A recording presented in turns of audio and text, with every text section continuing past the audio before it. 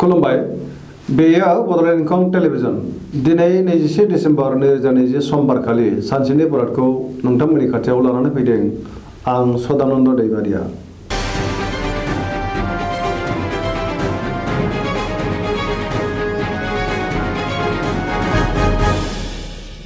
सिगां फरायनो लादों मेष राशि। दिनैनि साना मोजां आरो गाज्रिनि गेजेरजों बाबेनलांगोन। गोसोखौ गोबां गुलुं गुजुं मोनगोन। देहाया दिनै मोजाङै थागोन, अब्लाबो जानाय लोंनायाव सांग्रां जानाया गाहाम। रांखावरियाव मोजांद्राय नङा, नाङा फाङा खरसाया बांगोन। बेफार फालांगियाव मोजांद्राय नङा, खहा जानो हागौ। गोबां खामानिखौ गोरोन्थि मावफ्लांगोन। मावनो लानाय खामानिखौ मावफुंनो गोब्राब जागोन। न'खराव बिसि फिसायनि गेजेराव अनलायनाय फैगोन। गुबुनखौ बांद्राय फोथायोब्ला खहा जानो हागौ। सांग्रां जानाया गाहाम।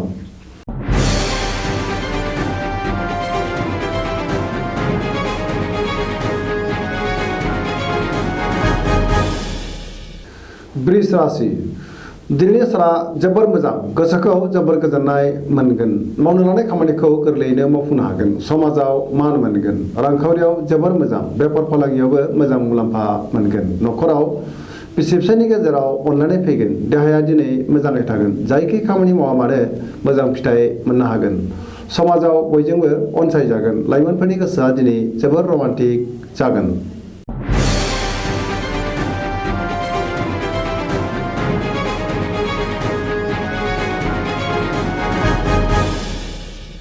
मिथुन राशि। दिनैनि साना मोजां आरो गाज्रिनि गेजेरजों बाबेनलांगोन। गोसोखौ जोबोर गुलुं गुजुं मोनगोन। मानिबा जाहोनाव गोसोआव गिनाय फैगोन। देहाया मोजाङै थागोन, अब्लाबो जानाय लोंनायाव सांग्रां जानाया गाहाम। रांखावरियाव मोजां। बेफार फालांगियाव मोजां मुलाम्फा मोननो हागोन। न'खराव बिसि फिसायनि गेजेराव अनलायनाय फैगोन। समाजाव मान मोनगोन। गोसोनि बोलोआ लोरबां जागोन। बिदा फंबायजों मोजां सोमोन्दो लाखिनो रोंनाय नङा। बिमा बिफानि अननाय मोनगोन।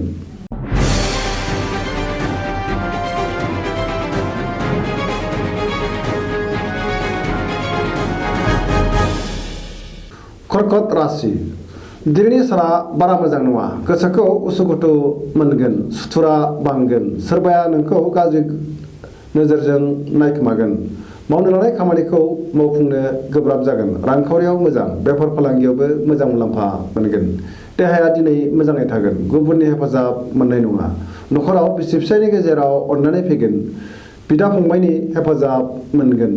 समाजाव मान मोनगोन। लाइमोनफोरनि गोसोआ जोबोर रमान्टिक जागोन आरो गावबा गावनि गोसोनि साननायफोरखौ फोरमायलायनो हागोन।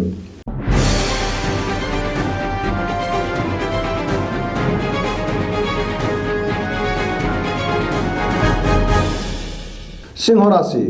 दिनैनि साना जोबोर मोजां। गोसोखौ जोबोर गोजोननाय मोनगोन। मावनो लानाय खामानिखौ थि समावनो मावफुंनो हागोन। रांखावरियाव जोबोर मोजां। मोननो गोनांखौबो दिनै मोननो हागोन। बेफार फालांगियाव मोजां मुलाम्फा मोनगोन। न'खराव अनलायनाय फैगोन। गोसोनि बोलोआ बांगोन।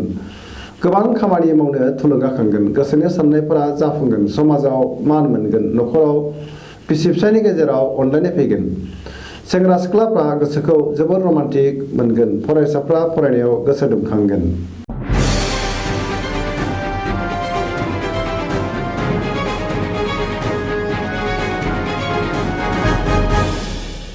कन्या राशि।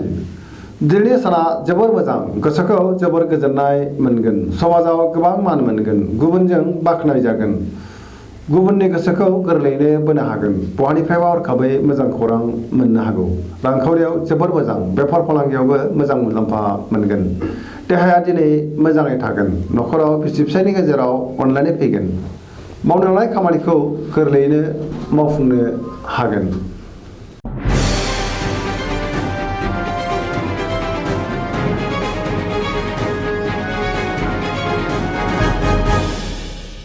तुला राशि। दिनैनि साना बारा मोजां नङा। गोसोखौ जोबोर गुलुं गुजुं मोनगोन। गोसोनि साननायफोरा देबर नांगोन। मावनो लानाय खामानिखौ मावफुंनो गोब्राब जागोन। गोबां बेले बेजे हेंथा नुजाथिगोन। देहाया मोजाङै थागोन। रांखावरियाव मोजां। न'खराव बिसि फिसायनि गेजेराव अनलायनाय फैगोन। समाजाव मान मोनगोन। बेफार फालांगियाव मोजां होनजायो। लोगोफोरनि हेफाजाब मोननाय नङा। जायखि खामानि मावा मानो दिनै हारसिङैनो मावनांगोन।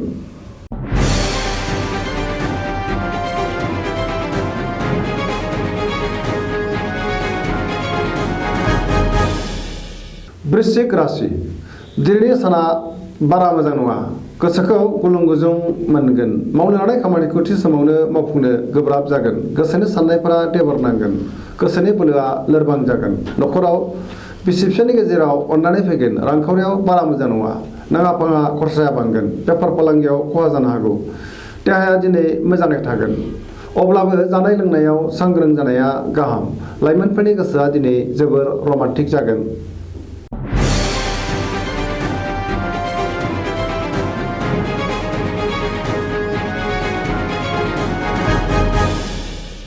धनु राशि दिनैनि साना जोबोर मोजां गोसोखौ जोबोर गोजोननाय मोनगोन मावनो लानाय खामानिखौ थि समावनो मावफुंनो हागोन गोसोनि साननाया जाफुंगोन रांखावरियाव जोबोर मोजां बेफार फालांगियाव मोजां मुलाम्फा मोनगोन समाजाव गोबां मान मोनगोन देहाया दिनै मोजाङै थागोन जायखि खामानि मावा मानो देरहासार जागोन न'खराव बिसि फिसायनि गेजेराव अननानै फैगोन समाजाव बयजोंबो अनजासे गारगोन आरो मान मोननो हागोन लाइमोनफोरनि गोसोआ जोबोर रमान्टिक जागोन आरो गावबा गावनि गोसोनि साननायफोरखौ फोरमायलायनो हागोन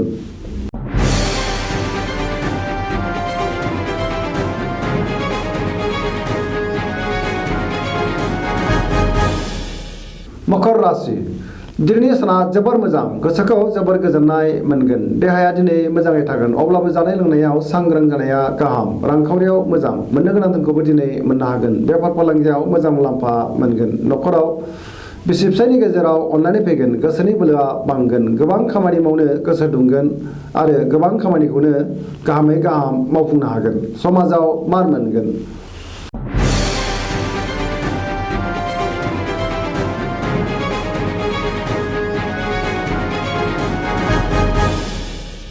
कुम्भ राशि दिनैनि साना मोजां आरो गाज्रिनि गेजेरजों बाबेनलांगोन गोसोखौ जोबोर गुलुं गुजुं मोनगोन गोबां गोरोन्थि मावफ्लांनानै गावनो गाव लाजिनांनोबो हागौ मानहानि जानोबो हागौ मावनो लानाय खामानिखौ थि समावनो मावफुंनो गोब्राब जागोन रांखावरियाव मोजां बेफार फालांगियावबो मोजां देहाया दिनै मोजाङै थागोन न'खराव बिसि फिसायनि गेजेराव अननानै फैगोन बिदा फंबायजों मोजां सोमोन्दो थानाय नङा सोरबाया गाज्रि नोजोर होखोमागोन सांग्रां जानाया गाहाम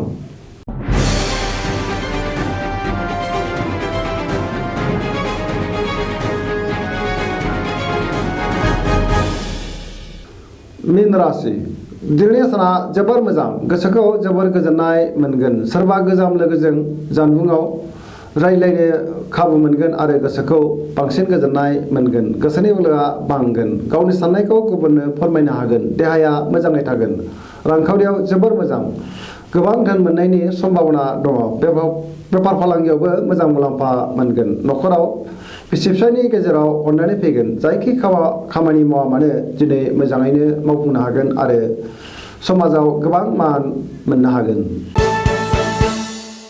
दिनैनि राशि फरायथिनाया एसेनोसै जोबनायाव बेखौनो खावलायो जाहाथे नोंथांमोना सानफ्रामबो जोंनि बे बड'लेण्ड इंखं टेलिभिजनखौ नायबाय थायो आरो साबस्क्राइब खालामो एसेनोसै गोजोन्थों